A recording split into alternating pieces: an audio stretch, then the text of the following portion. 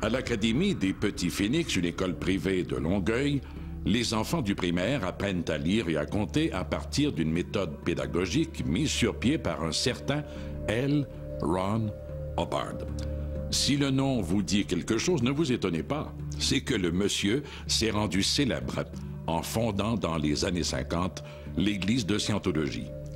L'école se défend bien, par contre, de tout lien avec la scientologie, mais néanmoins, la méthode Applied Scholastics utilisée dans cet établissement est basée sur les techniques d'apprentissage qui sont à la base même de la doctrine scientologue. Applied Scholastic et puis le lien par rapport à la scientologie, bien, les deux sont inextricablement reliés. Okay? C'est exactement la même chose.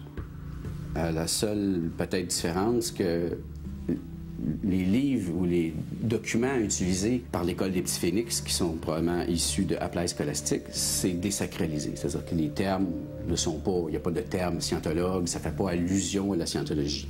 Mais le contenu des livres, c'est complètement et 100% scientologue.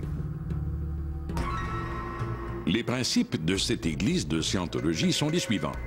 L'individu doit d'abord se purifier par des séances de désintox et des rencontres, qu'on appelle aussi des auditions, pour permettre de se défaire des entraves prétendument psychologiques et émotives connues sous le nom d'engrammes. Et tout cela dans le but de devenir clair ou tétan. À l'Académie des Petits Phénix, on apprend aussi à clarifier son esprit. Les tétans, c'est scientologue. Les engrammes, c'est scientologue, mais ce n'est pas les mots qu'on utilise à l'école. On va parler de la masse, des manques au niveau dans l'éducation. On va dire, les enfants ne comprennent pas les définitions des mots, donc ils vont perdre le fil de ce qui leur est enseigné. Les enfants n'ont pas tous les acquis nécessaires pour faire face au programme académique. Au niveau du trouble sur ce qui est enseigné, c'est que la méthode de Ron Hubbard n'est pas une méthode qui est approuvée par le ministère de l'Éducation. Donc, c'est une méthode à l'interne où il y a une formation à l'interne au niveau de l'applied scolastique. Donc, c'est peut-être ce qui est troublant vis-à-vis les parents, c'est de dire, est-ce que c'est une méthode d'enseignement approuvée? L'Académie des Petits Phénix détient bel et bien un permis du ministère de l'Éducation du Québec. Les enfants suivent donc le programme du ministère, mais l'école a aussi le droit de compléter cet enseignement avec du matériel créé pour eux. Et le contenu de ces livres s'inspire fortement de la scientologie. Par contre, l'Académie ne reçoit pas de subvention, contrairement à certains établissements privés. Résultat, pour envoyer leur enfant à l'Académie des Petits Phénix, les parents doivent débourser 7 000 $ par année. De mettre sur pied une école qui utilise les méthodes utilisées par l'Église de Scientologie pour les scientologues, ça s'insère vraiment dans un vaste plan.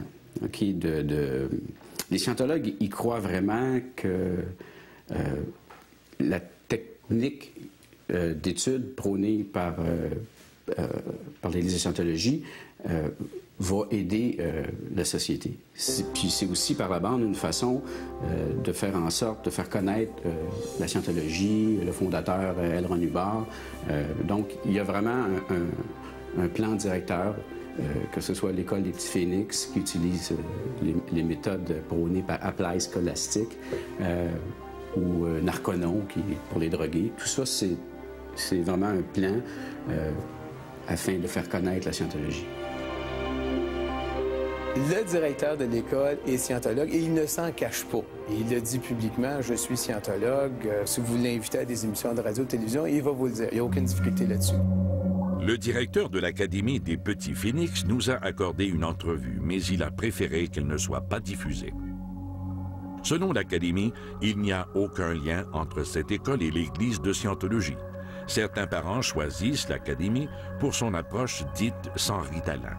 Ce sont les méthodes d'enseignement et les approches utilisées qui sont privilégiées pour éviter ou résoudre les problèmes éducatifs.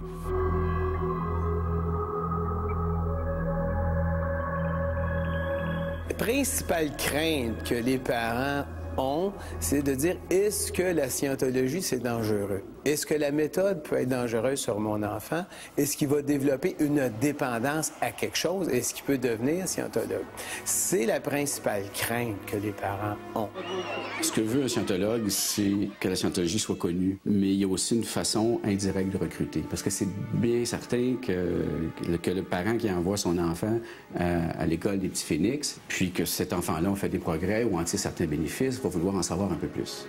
Ça, c'est certain. Donc, risque de s'intéresser ou d'aller voir ce que c'est. Et puis, voilà, c'est fait.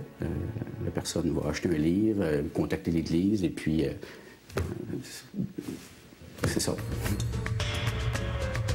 Ils vont, par exemple, percevoir la pensée des gens autour d'eux, plus que le commun des mortels, si on veut.